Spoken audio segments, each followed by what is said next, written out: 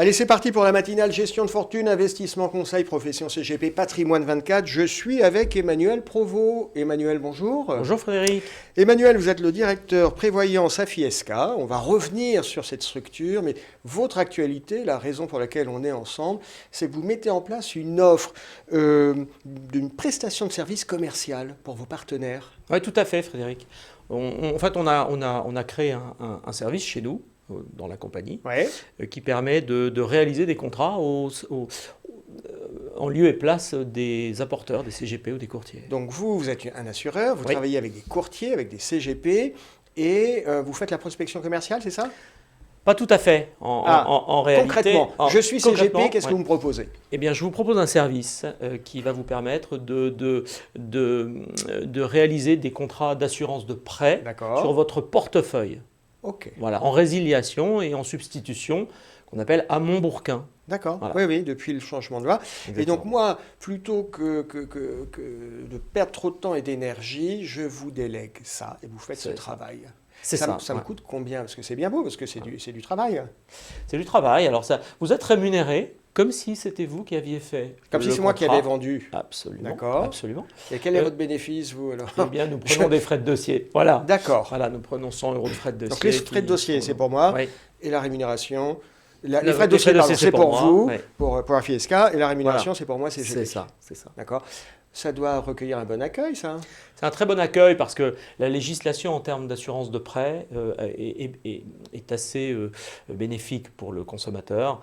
Donc il y a de plus en plus de gens informés de cela. Régulièrement, j'ai souscrit une assurance et puis régulièrement, je peux changer de monture, c'est ça ? C'est ça. On substitue le contrat de la banque par un contrat d'assureur alternatif, voilà, dont AFI-SK, bien sûr. D'accord. Est-ce qu'on peut faire un petit point sur AFI-SK ?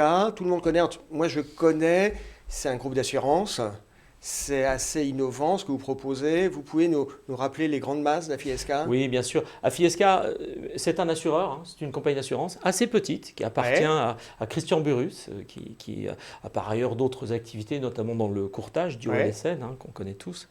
Et puis c'est une compagnie qui est spécialisée depuis 20 ans dans la prévoyance et notamment l'assurance de prêt. On a fait les beaux jours de l'assurance de prêt il y a 20-25 ans.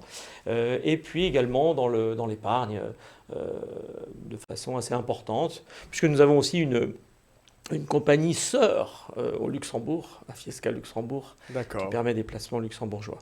Et donc AFI-SK France travaille énormément en prévoyance, énormément avec un réseau d'apporteurs importants. Réseau d'apporteurs, courtier, CGP. Courtier, CGP. Assureur traditionnel, courtier en crédit aussi, voilà, puisque l'assurance de prêt est quand même générée par les gens qui font du crédit. Oui. D'accord. Et sur la partie placement financier, on peut en dire quelques mots. C'est quoi votre offre ? Eh bien, rapidement, on a une offre qui est assez globale, qui passe de l'épargne française, UC, fonds d'euros, on va le dire discrètement. Et puis, nous avons une société de gestion qui s'appelle Dôme Finance, que vous connaissez un petit peu aussi, qui propose des solutions. Et puis, notre compagnie luxembourgeoise qui propose des placements luxembourgeois avec des fonds importants. D'accord.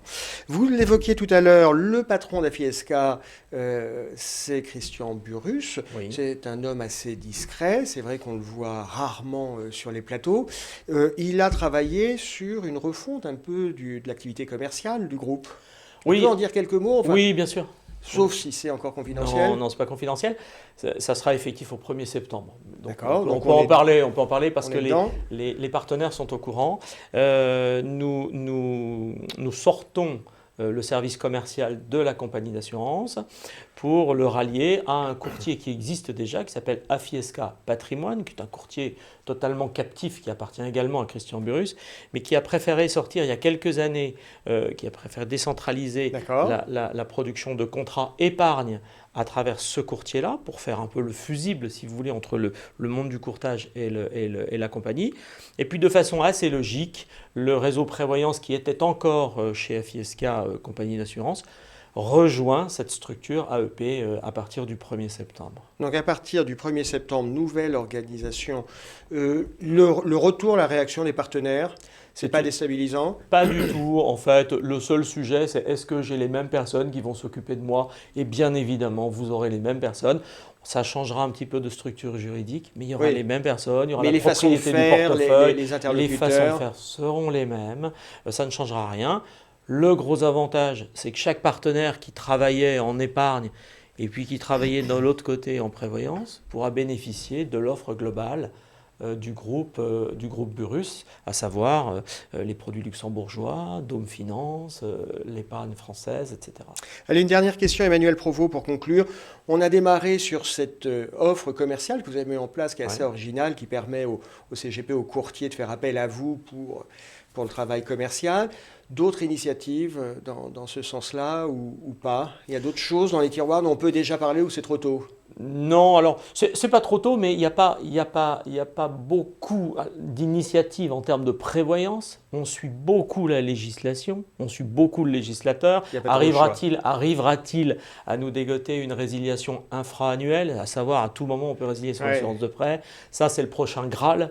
On espère beaucoup. Et puis, on espère surtout que les courtiers feront eux-mêmes de la résiliation à Montbourquin, parce que, quelque part, ils peuvent parfaitement le faire aujourd'hui. Donc, il n'y a pas de sujet à ce niveau-là. Okay. C'est clair. Emmanuel Provost, merci d'avoir été avec nous. Merci, Frédéric.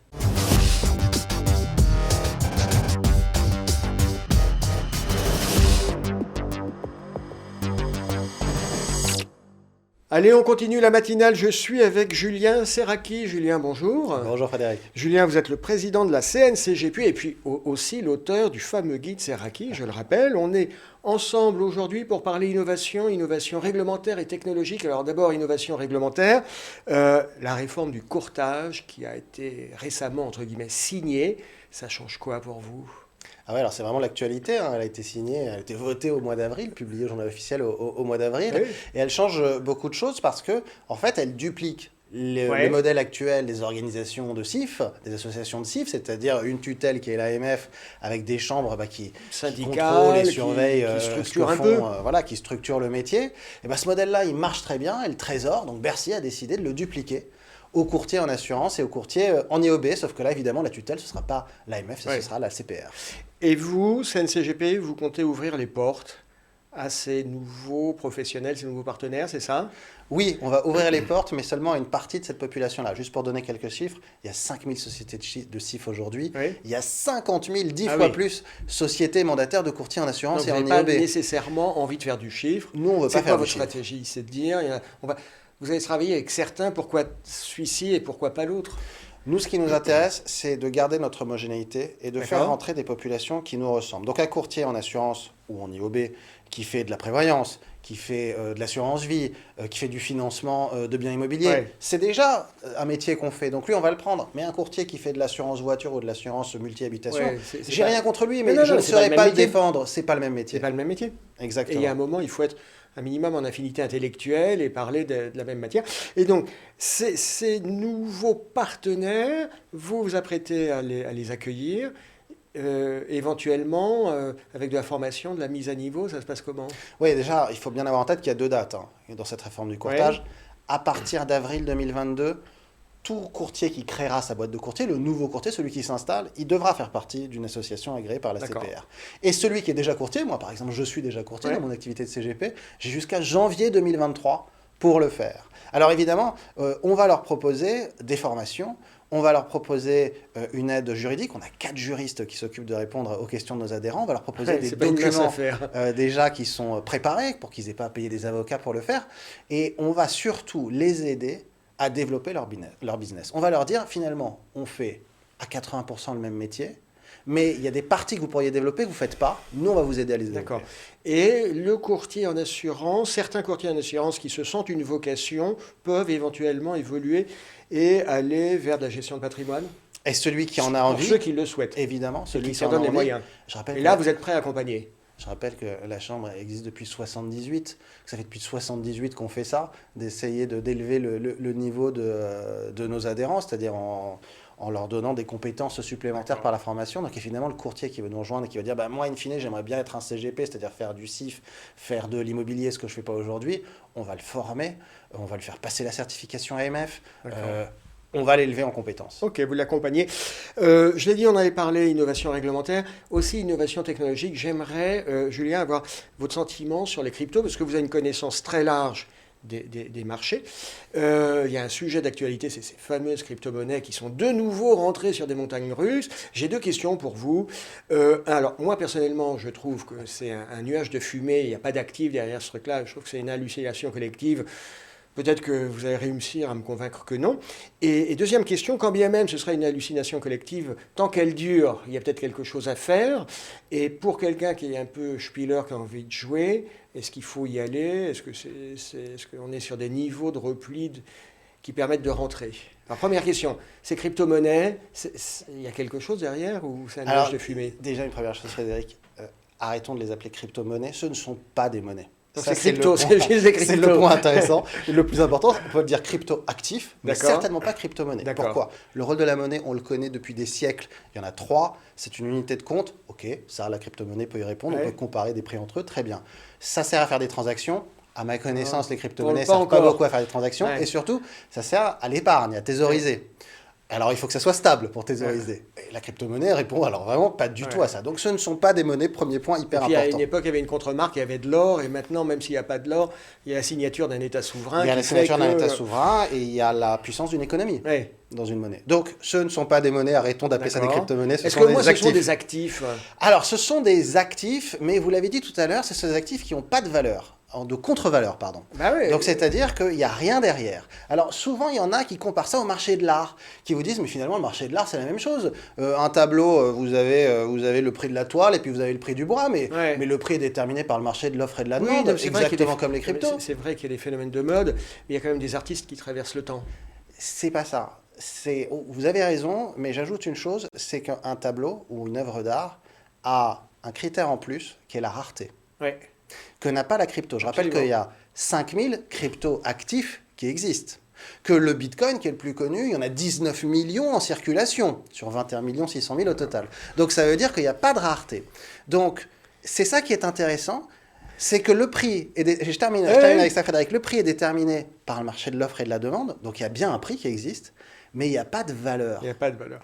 Allez, pour conclure, il ne nous reste plus beaucoup de temps. J'ai l'impression que vous partagez un peu mon sentiment à titre personnel. Est-ce que vous en avez? Est-ce que certains de vos clients en ont? J'en ai pas à titre personnel. J'ai quelques clients qui en ont, qui ont gagné beaucoup d'argent avec ça. Tant mieux pour eux. Ils ont réussi à revendre ou pas? Mais c'est ça leur grande difficulté. C'est qu'ils n'arrivent pas à revendre. Et je leur explique, une crypto, ça s'appelle un token aussi. Vous savez ce que ça veut dire token en anglais? Ça veut dire jeton. C'est comme la patate chaude. C'est surtout un jeton comme au casino. Voilà.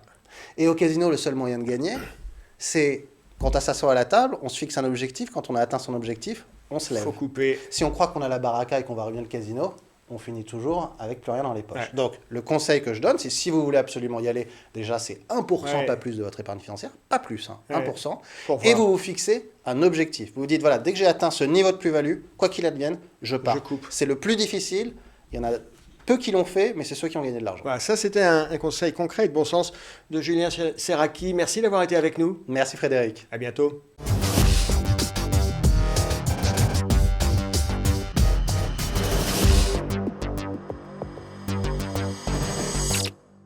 Allez, on continue la matinale. Je suis maintenant avec Franck Ingels. Franck, bonjour. Bonjour Frédéric. Franck, vous êtes le directeur de la distribution d'Intergestion REM. Absolument. On est ensemble pour faire un peu le point sur votre actualité, puis sur l'actualité du marché. On sort un peu, on essaye de sortir du Covid, et vous en profitez pour mettre sur le marché de nouveaux produits. Absolument, ouais, tout à fait Frédéric. Alors, un premier Crystal Life, c'est quoi ? C'est vrai que cette sortie de Covid, enfin en tout cas on est post-Covid aujourd'hui, elle a zoomé sur les besoins fondamentaux et les besoins qu'on appelle aujourd'hui essentiels. On fait de la hiérarchie là. Donc je pense qu'il y a 3 ans, on ne savait pas trop ce qu'étaient les besoins essentiels. Aujourd'hui, on en a une idée très claire. Et chez Intergestion, ça a toujours été dans notre stratégie d'investissement que de d'investir sur les besoins fondamentaux. Alors c'est quoi ces besoins fondamentaux selon Intergestion REM? Alors, c'est le lancement de Crystal Life, vous le disiez juste avant. C'est une SCPI qui a vocation justement à investir dans les actifs qui sont essentiels à la vie des personnes. Alors, ça veut dire quoi, très clairement? Se loger, s'alimenter, se protéger. On va être sur un triptyque basique. Se loger, on va investir dans du résidentiel. Et c'est très original sur une SCPI de diversifier. Pourquoi? Parce que les SCPI diversifiées du marché, aujourd'hui, c'est 60-70% de bureaux. Là, on va être beaucoup plus harmonieux sur les classes d'actifs. Et on va y injecter... diversifier. On va diversifier, j'ai envie de dire pour de vrai. Et on va aussi injecter du résidentiel, ce qui est peu fréquent en SCPI diversifié. Ça, c'est le se loger. Du commerce. S'alimenter, on a vu que c'était une mécanique de commerce qui marche hyper bien, résilient, robuste. C'est inoxydable. Voilà, inoxydable. On sera sur du commerce de distribution alimentaire, de la logistique aussi alimentaire, des entrepôts froids. Ça, c'est une tendance qui est lourde et qui, pour nous, pérenne.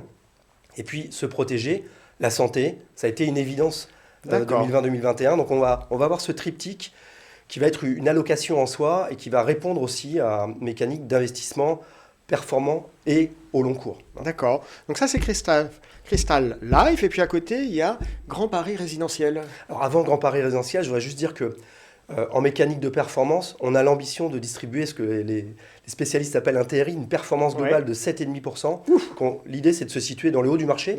On a su le faire avec Crystal Rent, on va savoir le faire avec Crystal Life.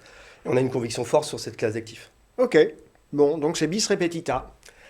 On souhaite que la performance, parce que c'est ambitieux. C'est ambitieux, mais c'est tenable par rapport à notre lecture du marché et ce qu'on sait faire depuis 30 ans maintenant. Alors ce Grand Paris résidentiel, là, on va être monothématique, c'est du résidentiel. Absolument. J'ai envie de dire, tout est dans le titre. Parce qu'on va avoir une double conviction. Un, le Grand Paris, et je vais y revenir. Deux, le résidentiel. L'astuce, c'est qu'on met un S. Sur ce résidentiel, souvent... en SCPI, on a de l'ancien à réhabilité, du neuf, du LMNP, etc. Là, nous, on va aller chercher tout le spectre d'investissement du résidentiel. Donc, des résidences gérées, des résidences seniors, du co-living, du co-living senior notamment. Il y a des très belles tendances qui nouveaux se usages. dessinent. Voilà, c'est ça. Et du résidentiel pur. Pourquoi? Parce que c'est acyclique, ça ne fonctionne pas comme les milieux professionnels. C'est très recherché, c'est notre connaissance à nous, Français. C'est très recherché par beaucoup d'épargnants. Et le Grand Paris, pourquoi? Parce que c'est, au-delà d'être le projet majeur d'infrastructure en Europe, on connaît la résilience de la zone. C'est la zone la plus puissante en économie en France. Sur les niveaux de valorisation, pas d'inquiétude, parce qu'on a vu parfois... À un moment, on s'est dit sur le résidentiel à Paris, ça s'essouffle un peu. Pas d'inquiétude pour vous? Pas d'inquiétude parce qu'on a mis un S à résidentiel. On ne peut pas en mettre à Grand Paris, mais dans le Grand Paris, vous avez du 16 000 € le mètre ou vous avez du 1 500 € le mètre. Donc il y a plusieurs marchés, il y a des opportunités, il y a des valeurs sûres. On alternera entre ces deux spectres-là. Historiquement, on le fait depuis 30 ans, le résidentiel chez Intergestion REM. Donc on a une force là-dessus qui va pouvoir faire la différence. D'accord. Alors je crois qu'une autre actualité chez Intergestion REM, c'est l'ISR. Ça semble vous tenir à cœur. Alors moi, j'ai plutôt envie de dire de l'ISR encore, tout le monde en fait de l'ISR. Alors, plus ou moins, enfin tout le monde annonce en faire. Alors c'est quoi vous annoncez quoi? L'ISR, c'est le grand sujet d'actualité aujourd'hui. Il y a quelques controverses. C'est un label français qui se repanise, donc il y aura sans doute des modularités. Il y a une mécanique de projection, c'est-à-dire qu'on dit ce qu'on va faire dans l'avenir. Mais nous, ce qui nous intéresse... Alors, chez Intergestion REM, j'ai envie de dire plutôt que l'ISR, c'est plutôt être un investisseur responsable. J'ai envie de dire, dans l'immobilier, ça fait très longtemps qu'on est sur la durabilité des investissements. En SCPI, on n'investit pas sur 3-4 ans, mais sur 20 ans, 30 ans. On est déjà sur... J'ai envie de dire, on l'est depuis très longtemps. L'idée pour nous, chez Intergestion REM, c'est, au-delà de la labellisation, qui est une étape, on va dire, majeure, et j'y reviendrai après. Nous, on veut être très concret. Donc, depuis 2 ans, on plante des arbres sur chaque part de SCPI, plus de 100 000 arbres plantés. Donc, c'est très concret. Et on a fait l'action cette année d'enclencher la labellisation de fonds de partage de l'ensemble de nos fonds. Un fonds de partage, c'est quoi? C'est qu'on va reverser 5 € pour 1 000 € de revenus distribuables à des organismes reconnus d'utilité publique. Par exemple, sur Crystal Life, je le citais, on donnera concrètement à l'Institut Curie pour la santé. Et on le fera aussi sur donc vous avez identifié des partenaires qui mènent des opérations que vous allez soutenir. Vous évoquiez tout à l'heure sur les SR, vous disiez oui, c'est vrai que c'est un peu controversé, parce que tout le monde dit je vais faire de l'ISR. Oui, tout le monde le dit, il faut bien le faire. l'idée, c'est de valoriser des biens au long terme. À court terme, c'est évident qu'il y aura des coûts. L'audit, les mesures, le pilotage, les travaux, l'augmentation de la qualité des biens en termes d'impact environnemental. C'est sûr qu'il y aura un coût instantané, on va dire, pour les épargnants. L'idée, c'est de trouver un levier long terme. Ça ne veut pas dire qu'on ne va pas le faire, ça veut dire qu'il faut qu'on soit attentif. C'est une stratégie qui se construit dans le temps. Il faut le faire proprement. Soit, il ne faut pas s'en arrêter à l'affichage et à l'effet d'annonce. Si on veut réellement faire du SR, c'est de l'audit, ça coûte. Et puis, c'est des mises à niveau, ça coûte aussi. Et donc, il faut se méfier du seul marketing, il faut le faire concrètement. Et c'est vraiment la volonté qu'on a aujourd'hui sincère. C'est très clair. Franck Ingels, merci d'avoir été avec nous. Merci Frédéric, merci à tous.